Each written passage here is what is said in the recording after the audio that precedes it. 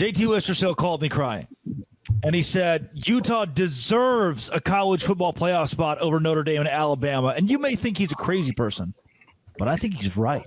This is the Dose Grande Squad. You're talking ball with the Big 12 squad. From Oklahoma State to Utah, from Kansas State to BYU, from Houston to Texas Tech, it's the local experts of the Locked On Podcast Network bringing you scoops, breakdowns, and the most comprehensive preview of the upcoming Big 12 weekend. Buckle up. It's the Big 12 squad, and we have a seat for you. No hurt feelings and thin skin allowed. Squad up. You're part of the Big 12 squad. Kapow! Happy Thursday night, everybody. Welcome to the Big 12 squad. That is Jeff Carr of Locked On Bearcats, talking all things, well, what's left of Cincinnati. There's Kevin Borba of Locked On Buffs with Deion Sanders, still very squarely the head coach, fret not, and Nick Maravets of Locked On Cyclones. Good again? Question mark. There's JT Wistrcill of Locked On Utes. Has been good, just lost to 2 top 10 teams. And Cody Stovall of Locked On Oklahoma State has been bad. But if you ask Chris Kleiman, Stillwater's a very hard place to play. And Kansas State, similar to Tulsa, was lucky to get out of there with a win, right? It's very challenging to do. Fair. Of Locked On Big 12. If you hit subscribe, we get to keep our jobs. JT, let's start with you then. I'm not crying. Look, I'm not crying. See, I'm good. You've dried it up. Proud of you. Your Wi-Fi seems great. Your microphone's working as well. We'll see how long that lasts. I mean, I'll let you speak on behalf. Honestly, so I said on my show earlier this week that it's kind of like Utah and BYU are almost holding hands in the situation where they are. Utah is the barometer. Like BYU can't drop past them. So as long as they stay up, then BYU is going to be that one tick above. But I just think that both teams are still undervalued, considering the 2 lost teams ahead of them haven't really beaten anybody. Oklahoma hasn't beaten anyone? They just beat Alabama. They beat Alabama. I'll probably give you Oklahoma. That's pretty good. You want to make the case against you want to help somebody else here? Well, let's go. Well, Notre Dame, I mean, yes, they have 2 losses, but they were 2 incredibly close losses to a really good team. They looked like they belonged on that field. You do have to reward someone for playing good competition. I don't have an issue with where Utah. I don't have an issue. I know, but they've also dominated teams, which is something like in this instance. Dominated nobody. Who? Notre Dame. Exactly. Notre Dame. Exactly. Notre Dame hasn't dominated anyone. Notre Dame hasn't dominated. They just dominated Pitt. Nobody, because they played no one. They played no. The Pitt coach said he wanted to lose by 100. BYU beat Colorado by 3. BYU went to overtime with Arizona. If they are among the top 10 teams in the country, they should be higher. Like, let's look at scoring margin. Do you know if Did you not just watch Texas A&M play? I did, but Texas A&M also has some good wins on the season too, and they're undefeated. When you're undefeated, you get that cushion. Hence why BYU was ranked higher when they were undefeated. You lose, you get penalized, and not just a loss too. They got blown out, Drake. It's also crazy that you said I was the one crying because I saw as soon as these committee rankings come out, you're the one talking about Oregon is overrated. How is Oregon overrated? They're in the top 5 in scoring offense and top 10 in scoring offense and defense, top 5 in scoring margin. This is a really good Ducks team. BYU got blown out. Oregon has not gotten blown out all season long. I want the BYU Utah to Oregon be higher. lost by double digits at home against the top 5 10. BYU lost by double digits on the road. No, don't do that. They lost by 10. They lost by 10 in a Once close it gets game double digits, I give up. After double digits. I stopped counting. That's all. BYU got. There you go. There you go. Oregon didn't look good in the Indiana game at home. Again, I think BYU plays Texas Tech at home. BYU's 3 turnovers away from at least being a 10-point loss, right? They didn't score until the 4th quarter. Yeah, and Utah scored 10 points too. Like I think I would agree that Texas Tech is head over heels better than anybody else in the Big 12. At the same time, I think Oregon's getting love for beating no one. Their best win is still Iowa. Northwestern. Iowa's unranked. Iowa's 5-4, 6-4. BYU has 1 ranked win. Iowa State beat Iowa. We're all beating Iowa. I know. That's right, Drake. We're all beating Iowa. That was a healthy Iowa State team back then when they were. Oh my God! Are you also on the camp of like, well, that was them then, and this is them now? Well, Nick, was Iowa State not better when they were healthy? Yes. Is that breaking news? It doesn't matter. Iowa's always terrible. That's the point that matters. Hey, Parker. Hey. The good news is Iowa beat Xavier in basketball. We here in Cincinnati. Is it basketball season now, Jeff? Is that where we're at already? I need y'all to win this weekend. You're already talking about basketball. Jeez. Football got us to basketball. You're fine with where Utah and BYU are ranked and who they're ranked behind. Yes, I absolutely am. I think it's fair. Alabama has way more impressive wins than a BYU, than a Utah. Yeah. If BYU had They have one win. Bama has that to win at Georgia, no doubt. Outside of that's their only win. Missouri, Tennessee, they're still top 25 teams. Missouri. BYU. What is Missouri? Drake, what are BYU's impressive wins outside of Utah based on what you're qualifying as impressive wins? The Arizona road win looks really good right now. You're going to say the Arizona win looks good, but devalue the Tennessee game. They're one and the same. But one was on the road. Bama played Tennessee at home. I think you're missing two things. But one, I think you're really missing is that once you go from a 4-team to a 12-team playoff, you're talking about like teams that have a shot to win it all. And all, like it's more about qualifying for the dance at this point, because I don't mean to spoil this for anyone. There are never 12 teams that can win it all. Like that will always be. The country won last year. That's 4 spots away from being 12. That's not 12. And that's what I'm saying is like it's never going to be. So the goal is to get in the dance. You need to have like a resume and like having one loss in a Power 4 conference is a resume. It's about being good enough to get in that dance. It's not that there's ever 12 or 16. Notre Dame went to the national championship last year and lost to Northern Illinois. Mm-hmm. They had a bad loss. Doesn't mean they were the second best team in college football. And BYU's resume this year is every bit as impressive as Notre Dame last year, if not more. More. Notre Dame this year especially is especially. I believe based on this, we love the Fugazi, the eye test. I believe Utah could go toe to toe with anyone in the country defensively. I think Utah's defense is that. I think Utah Indiana neutral site is a ball game. I think it's a ball game, man. You know, and they're ranked 12th, and they're gonna get booted for Tulane. Why are you not upset with some of this? Because I think every other team ranked above them could also be right there with it. Like, why should Utah get to all of a sudden move up? You want Utah ahead of Bama? I guess that's the only team we can put them ahead of, right? Like, that's right. That's the argument. That's right. Utah's better than Bama. You heard it here first. I think if Cody's saying that, he really means it, by the way. Exactly true. I think that if we're going to already allow 2 lost teams to be ahead of 1 lost teams, as we've proven we're going to do, that at that point, Utah could be above Oregon. Resume-wise, Utah could be above Oregon. They could be, but Oregon has been incredibly impressive, dominated everyone. And also, I'll say this, Oregon, let's see against USC this week, right? Like, this is where they have an opportunity to get a USC team that I think is really good and rising. Look, this is where I'm glad that we have the context of saying, hey, there's 2 loss versus 1 loss, but their schedule's been much easier so far on the season. Drake, BYU played no one in the non-conference. That's going to hurt them. So what you're saying is the Big Ten schedule means that they deserve to be ahead of Utah. That makes sense. Well, in this instance, yes, it does. But the Big Ten schedule hasn't even been good. The Big Ten, JT, stop doing JT, Utah's road win against Cincinnati by 1 million points. They invented a new number of points to win by. That is better than any win Oregon has. And Oregon played no one in played an easier non-conference than BYU. Sorry, Cody. I look back at that Iowa win. That's going into the Cyclones' house, getting a win there. That was incredibly impressive. Cyclones? Hawkeyes. Thank you. Yeah, there we go.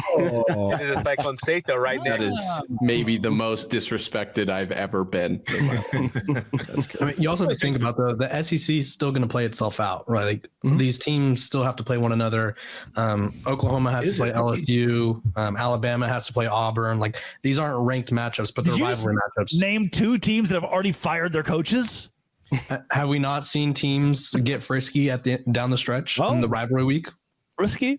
Hey, we got frisky on Saturday. Not frisky. No, we didn't have Rouge yet. We weren't Rouge yet ready, but we were frisky. Exactly. I think that's the issue, though, right? Like the losses for they weren't hard enough. Count differently. They count differently for the SEC, whether fair or not. Well, it counts differently for Notre Dame. Notre Dame's best 2 wins are losses. Their best 2 wins are losses. Facts. Have you not seen that?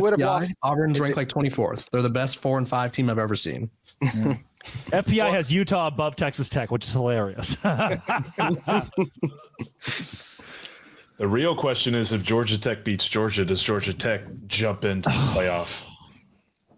That's an at-large probably. Does it knock Georgia out, but also do they jump in? It won't knock Georgia out, but it would definitely put them in. It would have to.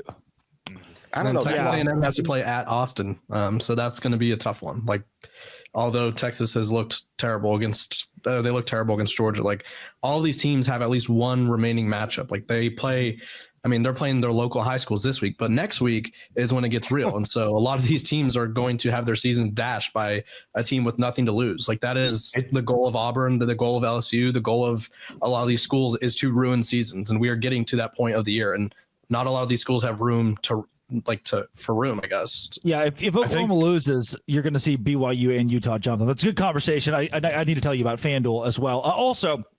And on that track, Texas dropped 7 spots. BYU dropped 5 after a road loss against a top 5 team. That helps the Big 12, Locked On Big 12 squad. Today's show is brought to you by FanDuel. And hopefully some sort of headache pills. Thanks, JT.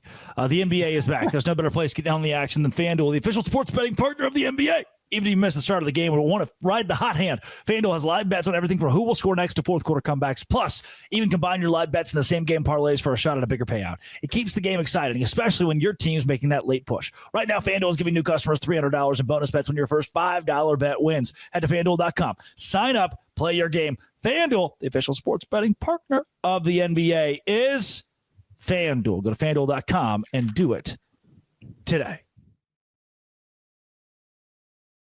Love the point there about Georgia Tech.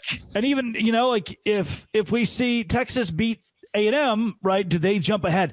I thought it was very valiant by the committee, who now has an SEC. Sorry, guys. On behalf of my athletic director, sorry, guys, that he can't behave outside of work at all and embarrass the Big 12. That's why I bet. Does he behave at work, too? Is that implied there? Is that true?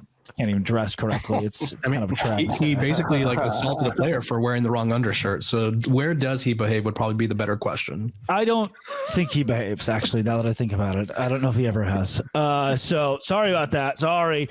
They appointed an SEC athletic director to be the head of the board of the chair now. And I thought, BYU dropping 5 spots was a little violent, but not the worst thing in the world. Could have been much worse. In years past, maybe it would have been the way they lost to Texas Tech. I thought Texas dropping 7 spots to 17, beautiful for the Big 12. Pretty impressive. The committee put their foot down for a 3-loss team. Well, so it's like they actually viewed Texas from their merit as opposed to just them being a massive brand. Go figure that one. Yeah, I think they looked at, and I sort of feel like this is what what's hurting BYU to tie this back to the first segment is they're looking at how bad they're losing, right? Yes. Texas got blown out by Georgia. The game against Ohio State was close, but it wasn't necessarily close to the very end. And then against Florida, same thing. Like it wasn't a close game. So Texas has proven to be not as reliable as their brand would like to think they are.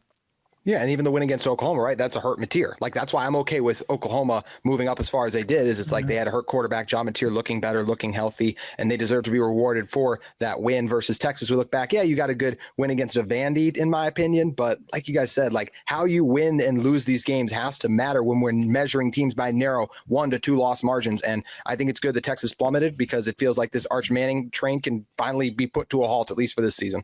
They also almost dropped that Vanderbilt game, but I love that JT is always talking about backup quarterbacks. It's every week, man. I love it. You can't fault the team for a backup quarterback.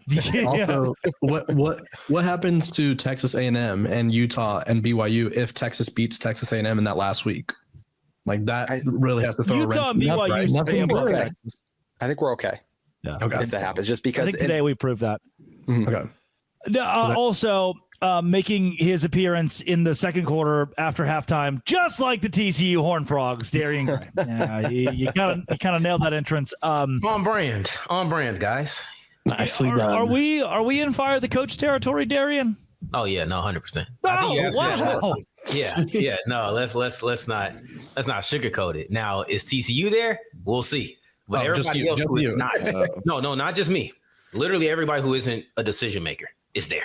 But we'll see what I think. Come on, I see Baylor here. I think we know about feeling like it's time to make a decision, and it just doesn't happen. No. It's been time for like 4 years. Don't trust me. I've been here. Darian did not get the same response from Drake that I got when I said that off air. Interesting.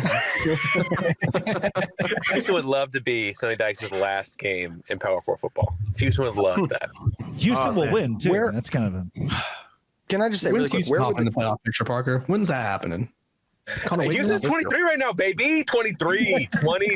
And when they don't lose to West Virginia, then we can start talking about them as a playoff team. But hey, getting how back much to you TCU, beat us sometime? You've 0-5, JT. 0-5. Yeah, this is supposed to be your best. This is supposed to be your awesome season. You had all the hype train on you guys, It's and you year fall 2 of a coach. to West. What are and you fall talking to about? West Virginia. Who was going You into told the us we were season wrong. that high on Houston? I'm sorry, you told us we were all wrong about Houston, that they were going to be in the Big 12 title race and they were going to be a contender. And just when they start to do it, they have an abysmal loss. They have an abysmal loss. They're yes, they are. second year of a head coach. They have. What are you talking about? I'm talking about them. And no one thinks they're a contender. Does anyone here fear Houston right now? Yes. Well, I do play them this week, so I'm going to say. You have 2 people on the screen. What are you talking about? And you lost to West Virginia, Arizona State, and have not been impressive in some of your other games on the season. You went to overtime with an Oregon State team that is dreadful. JT, who pooped in your Cheerios before this episode, buddy? Really quick, I was just going to bring back the TCU thing. Where's TCU? Where's the TCU job rank if they do fire Sonny Dykes? That's just, I feel like, something to consider. Right there with Baylor in the dump. Yeah, I don't think it's high. And a lot of I heard a name, Eric Morris from UNC, thrown out earlier this week. That's weird because he's also coaching at Oklahoma State, Baylor. He'll likely be at Penn State. I've heard his name thrown around, Auburn, and every other job. So that's AI helps everything. People don't want to fire Sonny Dykes simply because they don't think that they'll get a good coach this cycle. Like that's the only reason people ever talk about not firing the coach. So I mean, last year there was only 4 coaching spots open. So like you kind of Dave Aranda's probably hoping for the same thing where it's just like be solid enough to where they can't fire me and then maybe improve next year. Yeah, I think that is the hope, honestly. And I think I don't know. I just get this feel that they're not going to pull that trigger. I don't know. And if Dykes gives them any reason not to, I think they won't. So I see 2 more opponents on here. I see Houston and I see Cincinnati. If he can win both of those games, I feel like he's probably going to save his job. And I mean, I said that same thing last week, but I didn't really believe it last week. It was kind of a pipe dream. So it was like, if you beat BYU, because it was such a pipe dream that it was the only game you needed to win to save your job because no one thought you could do it. But if you win these next 2 games, I think that they'll find a reason to keep him around. Yeah. Great point. Makes sense. I mean, he's not too far removed from playing for him. I only disagree because I think that some of the coaches who have been fired, like Mike Gundy, would still be good coaches. That's why I still fire my coach here, is I get to go after some of these big names that lost their jobs. I mean, look. That's what Virginia Tech just did. Yeah. Yeah. They fired their coach. TCU head coach Hugh Freeze. Gary Patterson? No. Gary Patterson. So I just got here. He's trying to get me in trouble, man. He's trying to get me in trouble. The fan base would riot. Or not riot. What's the opposite of riot? Darian, TCU head coach Ed Orgeron. Oh, that'd be a fun one. TCU head coach Kenny Dillingham. It'd be fun. Hey, how do y'all feel about Sam Levitt Does he bring Sam Levitt? Does he bring Sam Levitt with him? How do y'all feel about that? Dillingham and Levitt might go to LSU. Levitt's already linked to Texas Tech and Miami, so he's already been shopped around. And so, I mean, I think that shows that Kenny Dillingham's leaving. Miami's got a history of doing that. Yeah. I mean, Did you see the relative of his that was like, no, Nako, that's not what I said. And they said, like, we haven't decided. He screenshot his text message. He's like, we're not officially doing that. We're just thinking about it. And he just proved further that he's open to all options. Oh my God. That's his agent and his brother. I think, I mean, NIL agents are interesting people. They take like 70% of the pay and they don't know what they're talking about half the time because they're just friends or family members.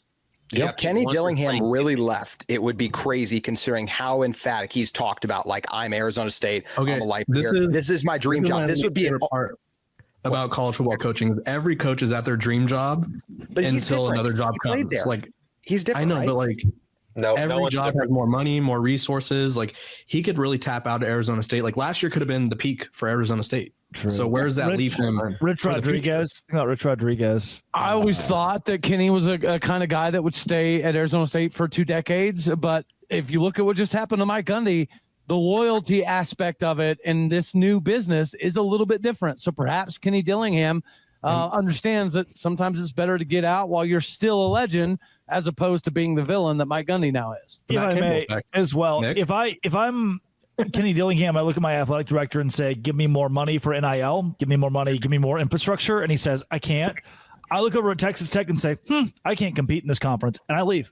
I go to the SEC where they're going to dump money into your program. He also may have said they're on your way out by succeeding too early. Like the Mike Gundy thing is very real here, because like what happens if he doesn't succeed at that level he did last year? Do they run him out of town because they're used to that one season? Well, and they run him out of town in a year where there aren't as good of jobs available. Whereas right now you get Tech or Miami, like you mentioned. I think Miami's deal is like it's all crystal ball because they've got everything else set up, and so like I think that's a great gig too. Not that I want to run Dillingham out of the conference, obviously, but like that's right there for him. No, I think Jeff was about to make a really good point there. Commercial break.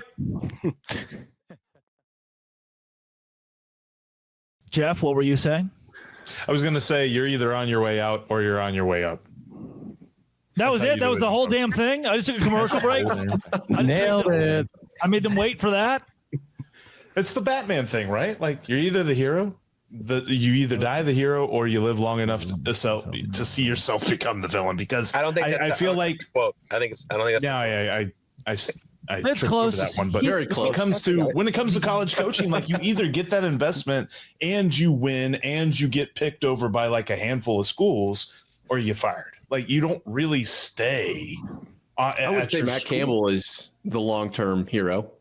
He's maybe one of only a few, but you got a few of them left. Well, either way, and Witt and JT Craig, Witt stayed long enough to be the villain because he's probably the next closest, right? Yeah.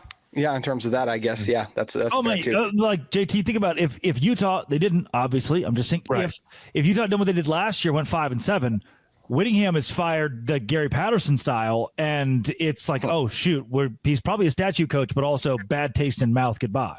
Yeah, I don't know if they would have fired him. It's different. I feel like because of what he's guided them through. But you're right. You're right. I mean, Gary Patterson guided them through a lot and got canned. So we'll see. I can also just say really quick, Arizona State is ranked. That's the one thing that is funny is we're talking about they having a down year, and they're currently ranked, and they're without their starting quarterback. Like it is crazy what Kenny Dillingham still continues to do there, and I think that's why he is a very attractive candidate. Right? Didn't Utah beat them 42-10? That's a ranked win, I think. Is that so? They're ranked. But it's not as good as Notre Dame, huh? Utah doesn't deserve to be above Notre Dame, huh? But JT was asking about ranked wins or something earlier, a resume, something. Anyway, someone. Okay, but to JT's point a little bit here, man, Houston really didn't have a rough Big 12 schedule. I'm a Houston stan. Yes. I picked them at 8-4 preseason. I was right that they were going to be insanely good. That was me. I mean, hand up. Hey, I know ball. But we said that in July, Drake. You and I both said, like. Part of the reason they're going to have a bunch of wins this year is because the schedule is fairly friendly, right? But it is also year 2 of a rebuild. They've got the highest ranked recruiting class in school history coming in. I mean, like it's all working upwards. But part of the reason was the schedule. They are at 8 wins. Like they're doing the thing too. You have to do it even if it's in front of you. Yes, they're winning games, but I thought you were talking about them accomplishing. You talked about Connor Wigman and the Heisman race and all these things too. That's also just what I'm saying. Hey man, dude's a homer. I love it. We had 7 home games and we can't win flipping fracking nothing. You win the battle of the fans. Yeah, exactly. You started the trend. Yeah. Yes. Yeah, Houston's a weird team.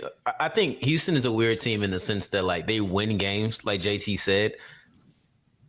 But it's kind of like BYU, except they don't just keep winning. They lose to West Virginia, right? Like where we talk about BYU having close wins, but they just find a way to grit it out. I feel like I've seen Houston do that quite a bit. Houston is a talented team. Like I think they're talented.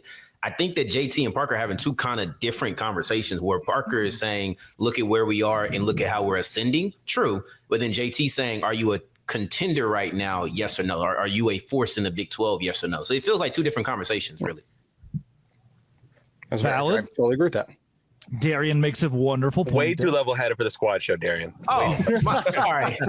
Yeah, what are you doing? Get out of here with all that logic. So crap. We were a second or 2 away from doomsday scenario. Sorry, Parker, of Houston being 9-1 right now. What would we do with that? Well, actually, don't talk yet. Sorry. I realize what we're gonna do with that. You know how great it would have been if 11-1 Houston and 11-1 Texas Tech went to the Big 12 championship and BYU and Utah backdoored their way to the college football playoff because they didn't have to play in Arlington. That actually would have been really good, like lead block from the left guard, like pulling left guard. Here comes Houston getting eaten by Texas Tech, and BYU and Utah just slip in at number 9 and 10.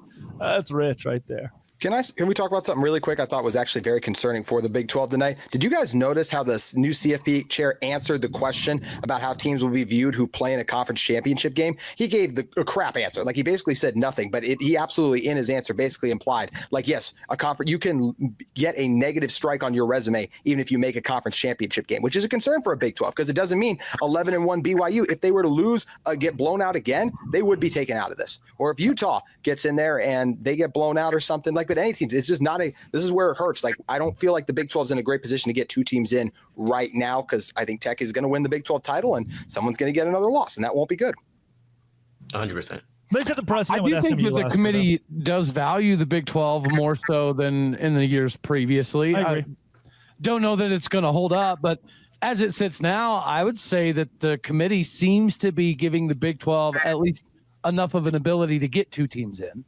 So we'll see if it holds. Parker, I don't think it happens. I gave Parker an opportunity to speak, and then I cut him off. I'm sorry, Parker.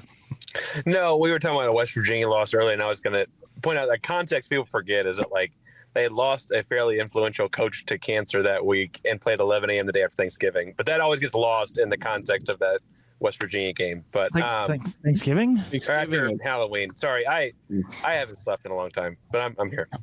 Teaching and coaching, baby. Darian, you don't think the Big 12 can get to it? I don't think I think they can, but I don't think it happens. Like, I wonder, because mind you, like I said, showed up late, second quarter. Yay. I missed the beginning of what you guys had to say, but I feel like I feel like Oklahoma winning was like the worst thing for the Big 12.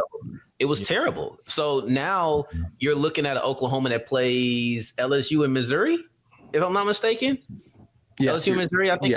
Yes. If Oklahoma gets in, you start going through the numbers. If we didn't have automatic qualifiers, if you didn't have to guarantee that the ACC team is going to get in, if you didn't pretty much guarantee G5 is going to get in, then yes, I think we have a conversation. But BYU sitting at 11, and there's not an ACC team above them. There's not a G5 team above them, which by my math will push them to 13 and not have two teams from the Big 12 in. Mm-hmm. So I don't know if that top 10 changes too much. So I think we have to watch the back end of SEC play. But right now, I'm not feeling as optimistic as I did 3 weeks ago. I just don't. If you're in the SEC and your only two losses are the number 11 team in the country on the road and the number 5 team in the country at home, yeah, obviously that SEC team makes it in, no doubt, 100%. They're probably a 7 seed playing a home game. But in the Big 12, woe is you. Tulane's in and you're not. Jake Retzlaff is a playoff quarterback, and Bear Bachmeier and Devin Dampier are not. Yeah, I think it's the G5. Like, the automatic qualifiers is what's going to kill. I actually think that the automatic qualifiers is what we should be mad about and less about the SEC. As I just go through and look at the SEC, I don't know how many teams I'm poking holes in, but I probably will poke a hole in the ACC champ.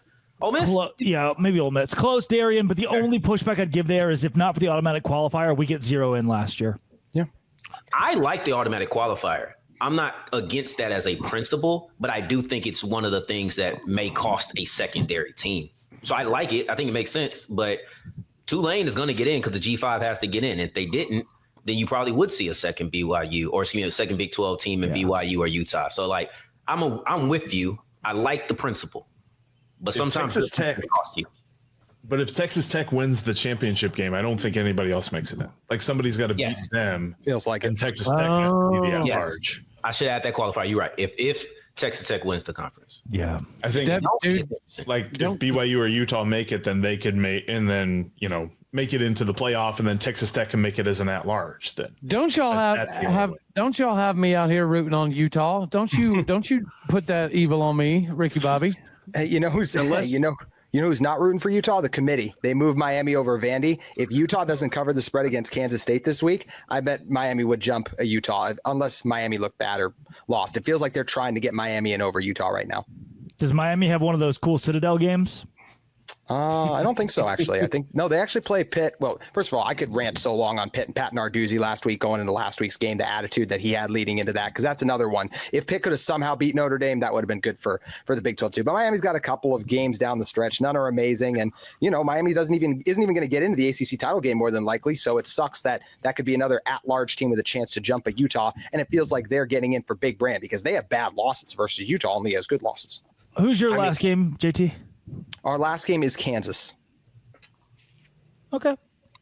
Those are two pretty good wins. Oh no, Utah out here beating everybody by 30 points, 20 points. Like that's the we average beating teams by 35 points per game, which is the best margin in the country. That's why Utah continues to stay where they are. They're a dominant force, but you also got to beat the good teams, and we lost to the two good teams. So at the end of the day, if Utah doesn't get in, they have themselves to blame. Imagine if you had Haas Haney, what your season would look like.